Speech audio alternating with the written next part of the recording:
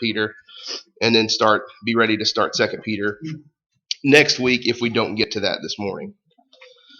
All right, so Tim left off last week. He kind of touched briefly on verse 8. So we're going to pick up in verse 8, and we'll start over here with Mark, and just ask if you would read, just go ahead and read verses 8 through 11 for us, please. Be sober, be vigilant, because your adversary the devil walks about like a roaring lion, seeking whom he may devour. Resist him, steadfast in the faith, knowing that the same sufferings are experienced by your brotherhood in the Lord. But may the God of all grace, who called us to his eternal glory by Christ Jesus, after you have suffered a while, perfect, establish, strengthen, and settle you. To him be the glory and dominion forever and ever. All right, thank you, Mark. Okay, so just starting in verse 8 here, be sober, be vigilant, because your adversary the devil walks about you like a roaring lion, seeking whom he may devour. That's pretty strong language. So what does it mean to be sober and be vigilant, and why would you want those two characteristics and those traits? Self-discipline would be sober. Okay, sober. Alert, maybe vigilant. Anybody else? EJ? What's that? Watchful. Watchful. And EJ, you had something? Yeah. He's looking for, Satan is looking for weak-minded people, but if you're strong-minded, you know the difference between yea and nay, and ain't going to do it. Absolutely. And then I saw another hand over here. Mark, did you raise your hand? Well, I was just going to say, when you think about the watchman and the watchtower in the city that are, need to be like that, just, awake and paying careful attention and just to everything that's going around. Brett, do you have something? I was just thinking, my first job after I got out of college was working in a prison. So I worked in a maximum security prison. But that was fun. And it was lovely, yeah. And, I think about that because I remember going in and the guys on the other side of the bars, they had 7 days a week, all day. If they wanted to get you, they were thinking about that constantly. And so while you were in there, even though you kind of had the advantage, you always had to be aware. Yeah. And you always had to be kind of thinking things from their perspective. And, I think of Satan kind of being similar to that, He's got 24/7, 365 days a year, all the time, always looking, waiting for that time when you've let your guard down. Yeah, absolutely. So let's stick on that for a second. Working at a maximum security prison, you've got, killers there. And like you said, you've got people that have nothing but 24 hours a day to sit there and think about how they're going to get you. What does it do to you from an advantage standpoint if you show up to work drunk, not sober, not clear-headed? Like, it gives them that big of a step up on you. They've got all day, to his point, they've got all day to think about it. And, there's a lot of definitions that you can take with sober. I know Janet, she had one, just kind of being clear. But, also from the standpoint of not being drunk. Like, it is what it is. It's not being drunk. And the whole point of it is you need to be clear-headed. You need to be laser-focused in because, to Brett's point, you've got this devil out there that is dedicating 100% of his time to catching you slipping up. And whenever I read this verse, you think about a lion. So we actually, with Sawyer, watched The Lion King back a few months ago. When the new one came out, we watched the old cartoon version and showed him. And there's one clip in there where Simba is crawling through the grass. And they do, the animators, back in, 92, 93, did a fantastic job of capturing what a lion looks like coming through the grass. And if you've ever seen maybe a YouTube video or something where a lion's sneaking up on its prey, that animal that it's sneaking up on has no idea it's within 1,000 miles of it. And it's too late by the time it even realizes what's going on. But whenever I read this, I'm always reminded, if you've ever seen a movie called Ghost in the Darkness, It's we're relatively close to Chicago here. I think it's the Field Museum. I see a couple heads nodding up there. There are 2 lions that are in that museum this movie is about them. And there was a train track that was being built back over in Africa, and there were these 2 man-eating lions that were just wreaking havoc on the people that were building this train track. And so they made this movie about it back probably early 90s, I believe, with Val Kilmer and Michael Douglas, and they're hunting these lions. And there's one particular clip that whenever I read this verse I always think about, and it's showing all the people asleep, all the workers and everybody's asleep in this one giant tent. And it's real quiet, it's dark, you can hear the bugs, and it looks out over all these people in this tent, and it's just kind of zoomed in and it's going over everybody. And then all of a sudden you see this one guy, his eyes just pop open, and he's already been got. The next thing you see is the lions dragging him through the grass, and this guy was in the middle of the tent. And so I always just think of, like, you can feel safe, you can feel secure. This guy's in the middle of the tent, but these lions still got to him and still cost him his life. And just kind of a sidebar there, I always think about that one particular scene when I read this verse. But yeah, the actual lions are stuffed and mounted up in Chicago, and they're not what you'd think. They don't have big manes and all that stuff. I think they were both female, if I'm not mistaken. And this is when we're talking about a roaring lion, and be on alert for a roaring lion. And when you see a roaring lion, versus the one that's, the lion's almost like a chameleon. It can be can be sneaky, or it can be aggressive. We see Satan portrayed as the serpent, right? And so he takes on whatever form he needs to deceive us. So if we're going down some street and we see some neon sign that says sin this way, I mean, most of us are not going to, we're going to stay away from that.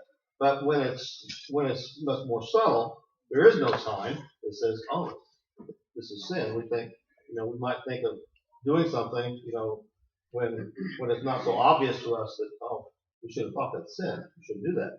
So, right. You got the extremes there, and Satan, whichever way he's going to work on you, that's what he's going to do. Yeah, I mean, to his credit, he's the best at what he does. I mean, he's willing to adapt. You've got the serpent, you've got the lion, you've got all that. Logan?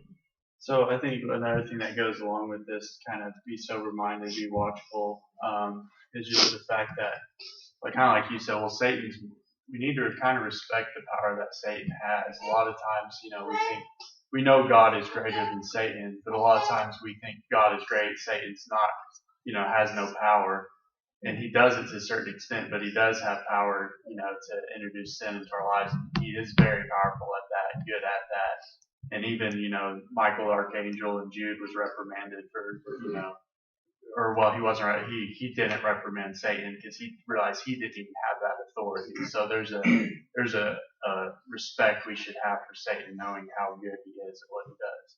Yeah, no, absolutely. And when to your point, when you talk about the power that he has, you think about a lion, the power that they have to, in the force that they have in their bite. And we read, a few different areas throughout the Bible where somebody kills a lion. Who killed lions that we know of? David. Who else? Samson. Samson, I think that tells you everything you need to know about Samson. With his bare hands, killed a lion. And I know I've been walking out in the woods hunting, and what if I come across a coyote? Most of the time they're more scared of you, but if I've just got my bow or something, I can't shoot that coyote. So it's okay, it's gonna be me versus it. But I would much rather go up against a coyote than a lion. And but yeah, that right there tells you everything you need to know about Samson and how bad of a dude he actually was. So yeah, lion, definitely. Serpent, a lot of good examples of what Satan is. All right, anything else on verse 8? Okay. Moving into verse 9. What do you read there in verse 9 that should be encouraging to us? We just heard kind of, I hate to say how bleak the outlook is versus Satan, but because it's not, but we've just been told like how on our toes we have to be to go against this. So what does verse 9 tell you with regards to maybe some encouragement there? Okay, so remain steadfast in faith. What else? Logan? Well, you know, he's an adversary of everyone, all Christians. So, you know, whatever struggles we have, we can kind of lean on each other as brothers and sisters in Christ for help because we've all been through it. And so we can be comforted in that fact along with, you know, relying on God, you know, verse 7. So. Right. No, absolutely. I think, you know, knowing that the same sufferings are experienced by your brotherhood in the world, I think that's the key to encouragement. Not encouragement necessarily that other people are suffering, but we know that we're not going through it alone. And it does help to have people that, you know, are going through similar things that you can talk to or have gone through similar. It doesn't mean everybody's going to be going through it at the same time, and that's why I think it's important for, you know, a lot of times in congregations you see different cliques throughout the congregation. You know, you may see the older people, you may see the single people, you may see the younger couples, like everybody kind of in their own little clique, but it's important to blur those lines, so to speak. And you read about, you know, the older women being examples to the younger, and I can't tell you how many times I've said something to my dad growing up, and he's like, been there, done that, got the t-shirt. Like he knew, he's been there, he's been through the same thing himself. And, you know, it helps the older I got, consequently the dumber he got, so I didn't always listen. But then, you know, you hit those, I think it was Tony that said the other night, like 13 tends to be that age where the parents don't know as much as they used to. And then you hit it again years later. But it helps to have those experiences. And it can be worldly experiences. I know, you know, people have given us advice on having 2 kids, and, you know, if anybody could give advice on sleep, that would be fantastic. But, you know, you appreciate that advice, but it ties over to a scriptural standpoint as well. You know, the older people here have been through things that the younger people haven't yet. Maybe they have, maybe they're going through it now, maybe they will go through it. And so I think it's important that we avoid that danger of getting too cliquey within the local congregation, and make sure that we all fellowship and interact with one another. Warren? Back to Acts 20, Paul got the elders together from Ephesus, and he talked about the ravaging wolves. One thing about it, we're going to get there. Its companion verse is the section we're going to study. Brings to life that from among you, got to be careful. You never let your guard down. That's probably the basis of the story. Mm-hmm. Absolutely. And, you know, it's ravaging wolves, serpents, lions. You know, there's never the devil walks about like a hamster on his wheel. Like, it's never a lighthearted thing. Like, it's always, there is a point to here's what to expect, and he's going to be bringing his A game whenever he goes up against you.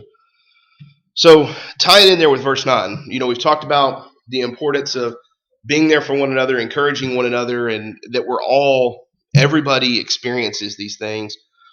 Who else experienced these things? I heard a couple. Anybody want to speak up? You said it. Jesus. Yeah. Jesus experienced these things as well.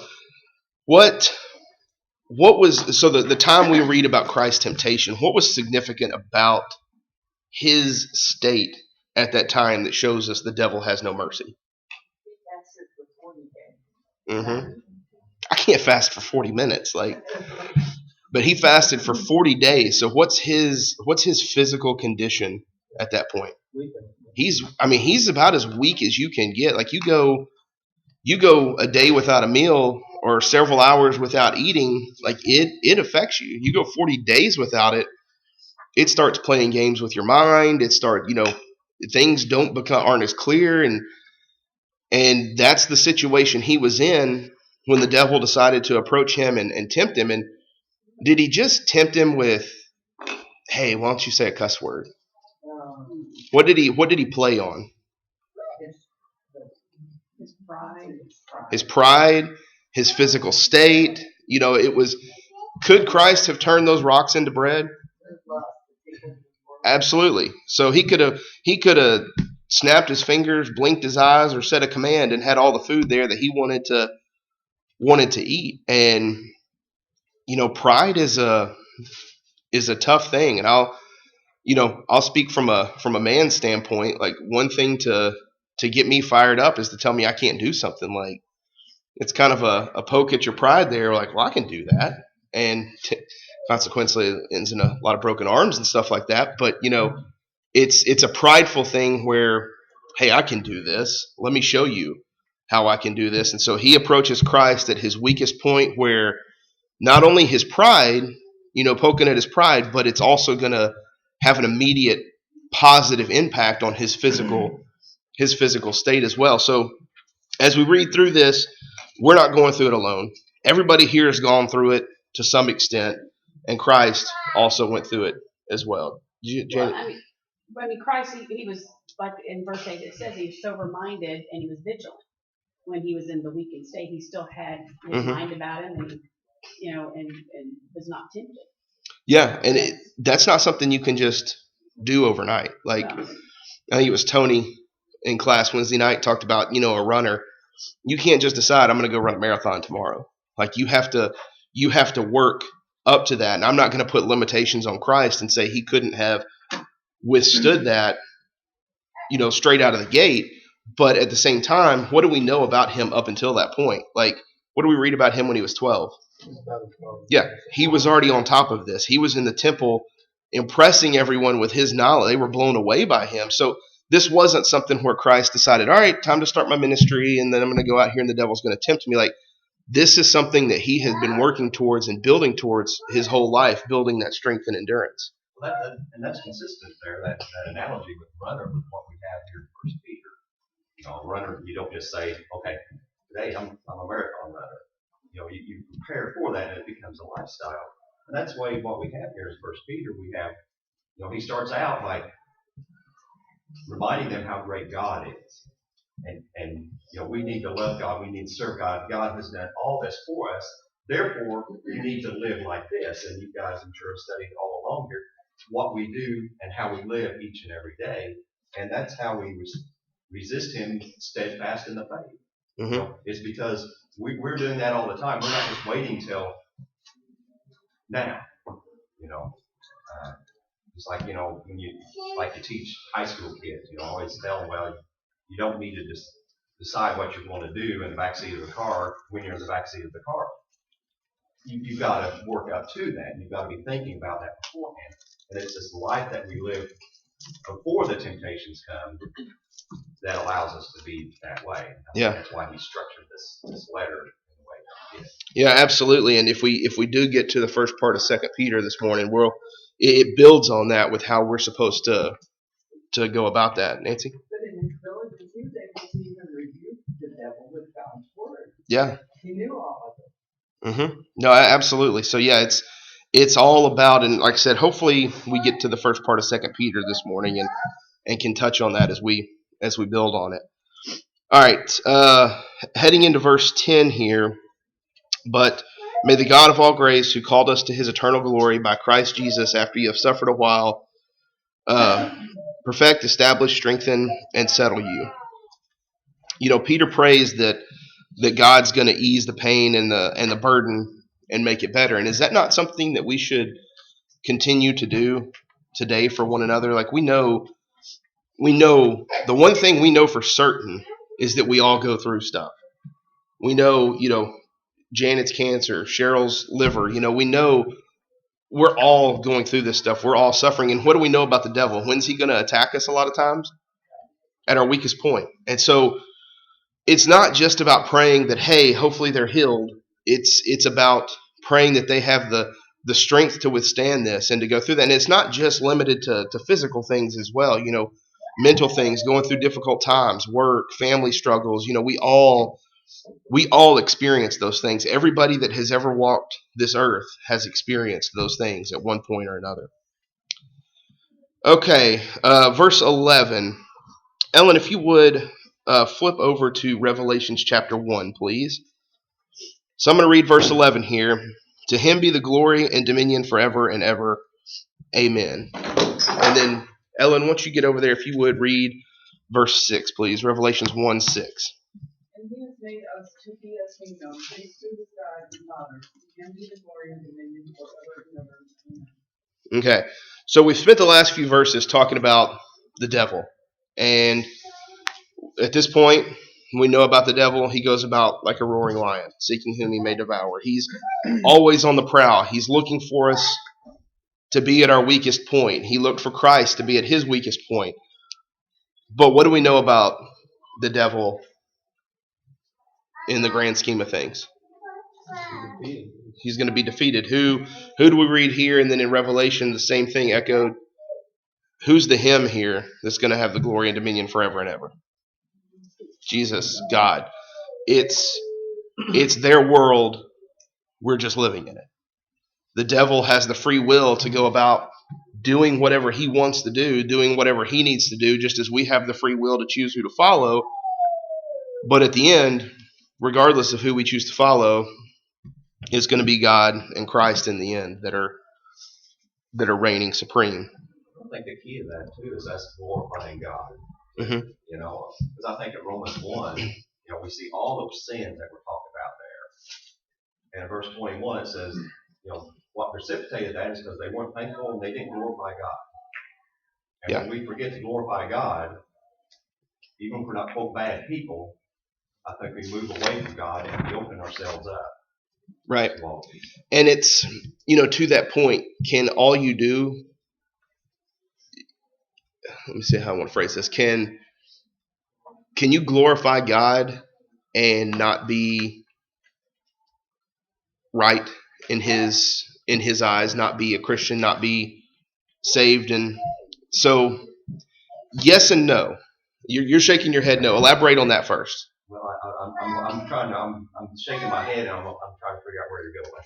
So, when we think glorify God, Tim? I was going to say, if you're actually glorifying God the way he wants to be glorified, then I think your point is yes. Yes. That's what it is. So we don't have the ability, a disadvantage that we have is we don't have the ability to see what? Someone's what? Someone's heart. So, can you glorify God and still not be right? Sure.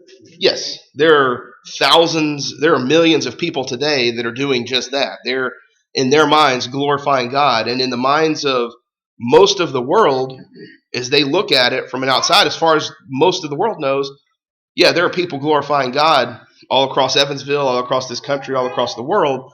But to Brett's point, are they truly, when you look at the spiritual side of things, are they truly glorifying God? No, they're not doing it in the right way. So there is from a physical standpoint, yes, it can look like they're doing just that. But in reality, are they? No. So we'll go Janet and then Logan. Well, God knows you're not glorifying him. The world thinks maybe you're glorifying, but he knows. Right. So, I guess the answer is yes and no. But right. You're really not. Right. It's yes and no from a physical observation standpoint. Oh, yeah, they're glorifying God. But when you look at the heart, look at how they're glorifying God compared to the scriptures, there's clearly a miss there. So in reality, are they? No, they're not. And that's where, tying back into the verses that we've just read, we talk about the roaring lion, seeking whom he may devour. How else is the devil compared? We look at false prophets. What's the church warned about? People, wolves in sheep's clothing. So all of that, you can have somebody that comes in here that looks like they're glorifying God, looks like they have the best intentions in the world, but when it comes down to it, they don't. And that's where we as Christians have to be on a lookout for if it's me standing up here, if it's Tim standing up here, if it's, Brett this morning standing up here, whoever the next preacher we bring in here is, Chuck, we say it time and time again. You can't just take somebody's word for it up here. And that's why it's important to open the scriptures and look at the Bible. Like anything I say this morning, you should be looking at this right along with me and examining, is this correct? Is this correct? Because I'm not responsible for your soul getting to heaven. Whoever the next preacher that comes in here isn't solely responsible for you getting to heaven. That falls to you. So it's important to flip to those scriptures and examine for yourself to make sure that I'm not a wolf in sheep's clothing, to make sure that they're not a wolf in sheep's clothing. We're going to go Logan and then Dave. I was just going to say, I think it's entirely possible for someone who maybe isn't in Christ, so to speak, to do something godly that others around them can see and that God can be glorified in that way. I think that's possible. But I think kind of what we're talking about here is more so the receiving and God receiving, praise and worship and things like that. And of course, that has to be perfect and perfected through Christ in order for it to be received by God. So God's always defined the way that He's been worshipped and received His glory. So there's kind of a difference there. That's an excellent point, and keep that in mind as we get ready to move into 2 Peter as well. We'll touch more on that right there, Dave. Oh, we're supposed to be like the early church in Berea, to search Scripture daily and see whether these things are actually so or not. Yeah, it's on us to examine that and see and make sure that we're doing the right things. Okay, verse 12. By Silvanus, our faithful brother, as I consider him, I have written to you briefly, exhorting and testifying that this is the true grace of God in which you stand. Do we see this name pop up anywhere else in the scriptures? The fact that I'm asking that should kind of give you a little bit of a clue. Sandy, if you would flip over to, where am I at here? 1 Corinthians 1:19. Yep. 1 Corinthians 1:19. And just whenever you get over there, go ahead and read that.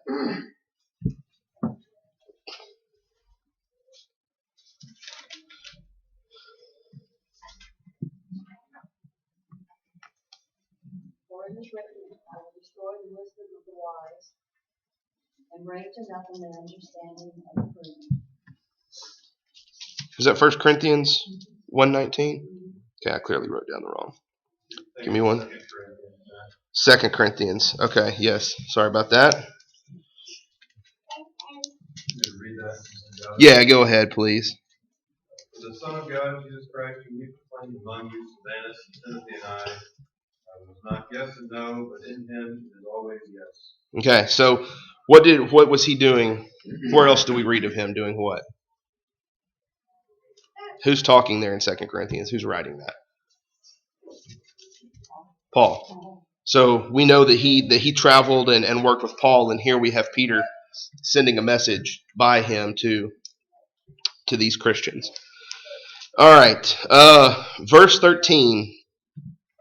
She who is in Babylon, elect together with you, greets you, and so does Mark, my son. Greet one another with a kiss of love. All right, so the first thing, she who is in Babylon. Nancy, if you would flip over to Acts 12:12. So a lot of this is connected here. Who's Mark? Who's the Mark here that we're reading about? Nancy, when you get over there to Acts 12:12, it'll give us our answer. So when he had considered this, he came to the house of Mary, mother of John, whose surname was Mark, where many were gathered together praying. Okay, so who's the Mark? John Mark. Okay. So, secondly, Peter says, Mark, my son, is... So, we know that Peter was married. How do we know Peter was married and had kids? Okay, he had a mother-in-law. How do we know he had kids? He was an elder. So, we know Peter was married and have kids. So, was John Mark Peter's son?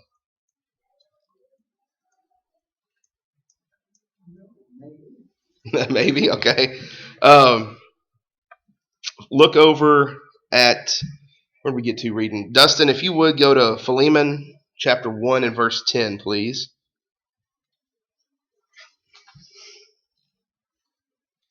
Philemon 1:10.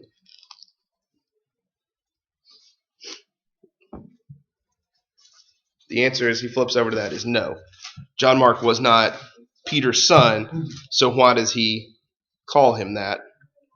And Dustin's going to read Philemon 1:10 for us. I appeal to you for my child Onesimus, whose father I became in my imprisonment. Okay. So Paul calls Philemon his son. Was Philemon Paul's son? Who was Philemon? He was a slave with Onesimus. Yeah. So Philemon wasn't actually Paul's son. How do we know he wasn't Paul's son? Because he never married. Paul never married. Paul didn't have kids. We know all these things. So when he refers to John Mark, it's an expression of the love and the feeling that they have towards one another. All right. So 14. Greet one another with a kiss of love. Don't kiss me this morning. Anybody comes up and tries to kiss me, it is not going to end well. What is that? But the 3 ways that we know how to do what we're supposed to do today are apostolistic example, necessary inference, and direct command. What do we say? It says greet one another with a kiss of love. Is that not a direct command? Should we not greet one another with a holy kiss here this morning? You go some places, they do. I know I was in Chicago a few weeks ago for a meeting, and we had people from all over the Midwest and the Northeast, all the way up to like Philadelphia, New York City, and all of those areas. And over the years, as I've traveled, I noticed you get towards the bigger cities, a lot of people do. And when we were up there at this meeting, there were people that were seeing each other, that were coming up and doing the whole, kind of side kiss, like let's smush cheeks for a second, doing that type of thing. Now for me, steer clear. You're not my wife. I'm not kissing you. I'm not touching cheeks with you. But up there, it's a standard practice. It's not uncommon. And I can remember a buddy I had in college that was from Miami. He would talk about every year when he would go home for the summer, he's like, man, I got to completely readjust, because he said, we go down there, and he's like, I'm seeing old friends, and as soon as I see them, they're coming in for a kiss. And he's like, I'm used to being up here in Murray, Kentucky, and I'm like, whoa, no, what are you doing? And he's like, and then I have to get back into the habit. And he's like, and then when I come back up here to school, nobody from Murray, Kentucky wants me to kiss them on the cheek. So what's kind of the happening here, Mark? Well, I think that's cultural. Because in some cultures, that is the way they greet each other. We greet each other with a handshake. There you go. So hopefully when you came in today, you got a hearty handshake, maybe a slap on the back or something like that. It's cultural. So for them, this was the common practice. Greet one another with a kiss. But for us, it would be nothing different than, hey, let's shake hands. How you doing? Now, if it was our practice here to do the whole side cheek kiss thing, is that okay? That's fine. So is it a direct command? Yes. Is it a direct command to kiss one another? No. It's a direct command to greet one another, be happy to see one another, be engaged with one another. And so I'll take all the handshakes I can get today, but do not try and come and kiss me. Tim, did you have something? When I was working in the Netherlands, a lot of Europeans there do that, and so that was something that I was exposed to. But it's it's just a lot of it's like we would shake hands, cheek to cheek. But to me, what kind of showed through was the genuineness of it, and that's where it's greeting somebody. You can greet somebody and not be genuine. Absolutely. And I think that's what it's showing here is that the greet and love. If you took those two together, it's like so at least greet somebody and show them that you're glad that you're seeing them, that we're all glad that we're here together with each other, that we can edify each other, that we worship God together, that we're here together for the same reason. Yeah, and I mean it is very, very cultural. I mean, to be honest with you, like when you look at the whole point is you think about personal bubble. To let somebody in to kiss on the cheek, it shows a caring for one another. It shows a personal, to let them into your personal space. It shows a happiness to see. And so today you look at us as a culture, like shaking hands is good.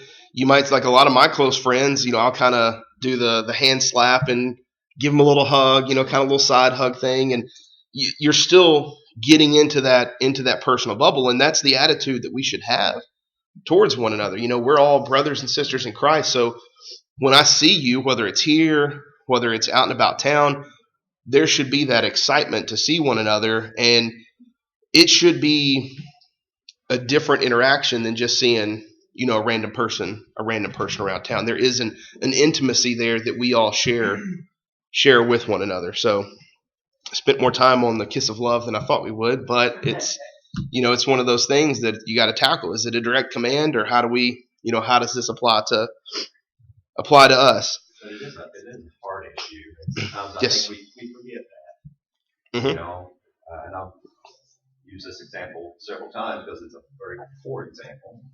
But I know we visited a church one time, and we got there, and we managed to sit in the very front row because every row we went to, everybody just kind of spread out.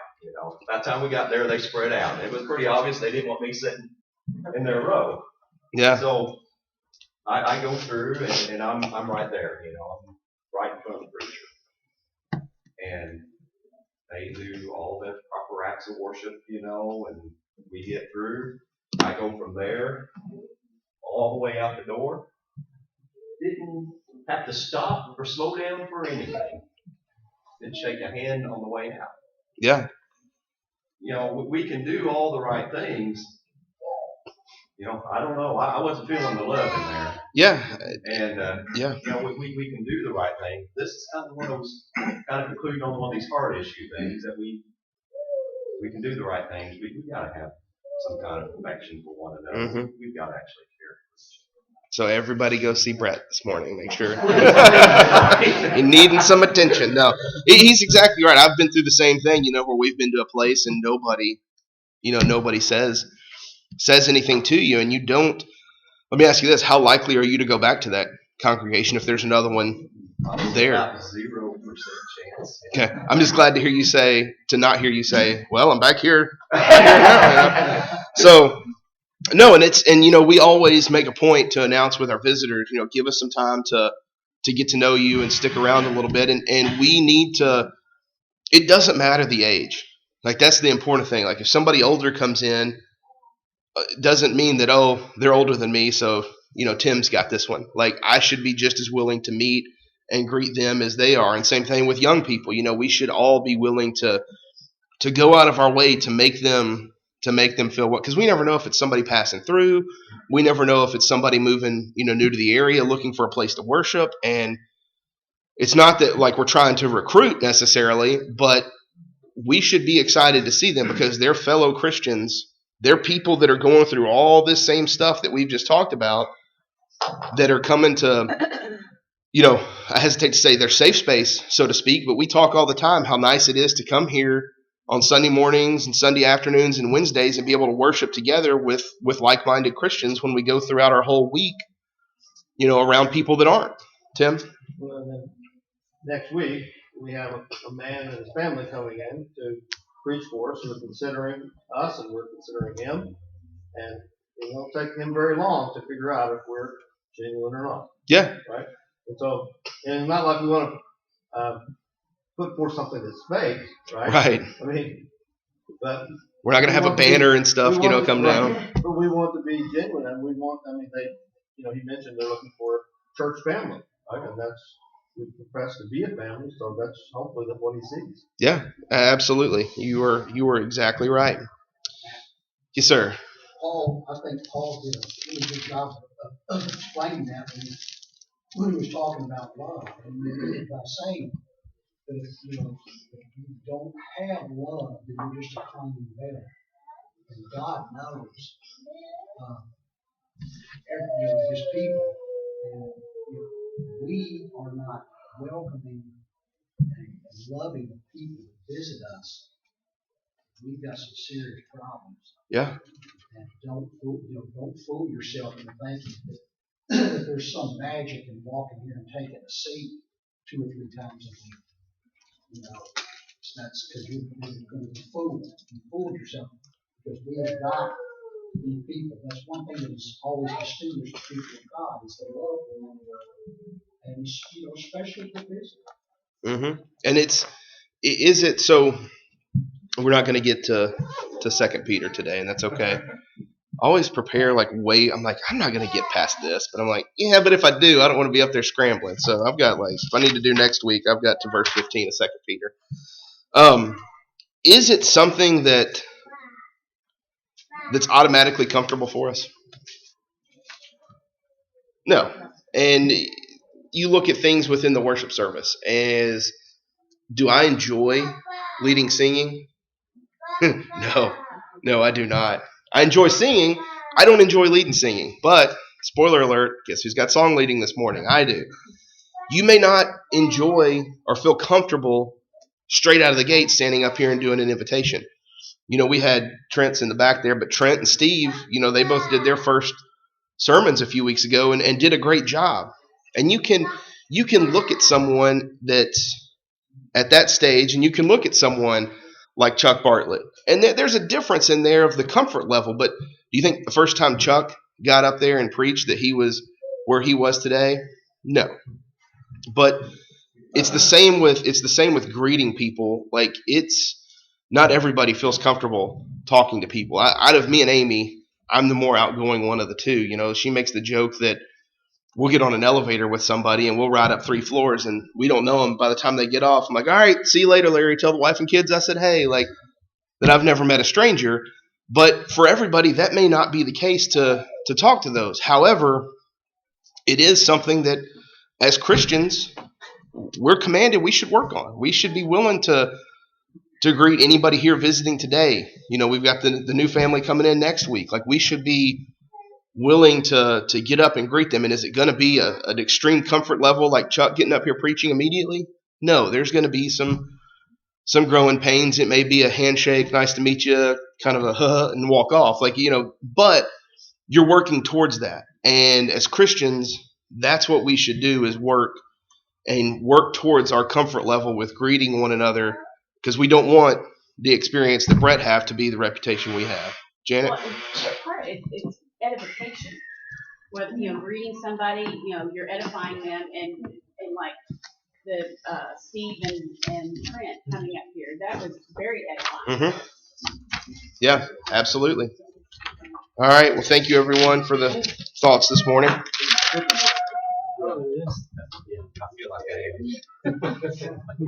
Everybody go see Brett.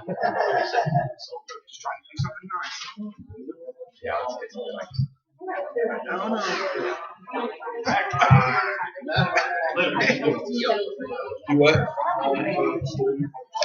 Whole thing? It's 11:30. Psalm 32? Sorry. Mom, I went to the restaurant. 119.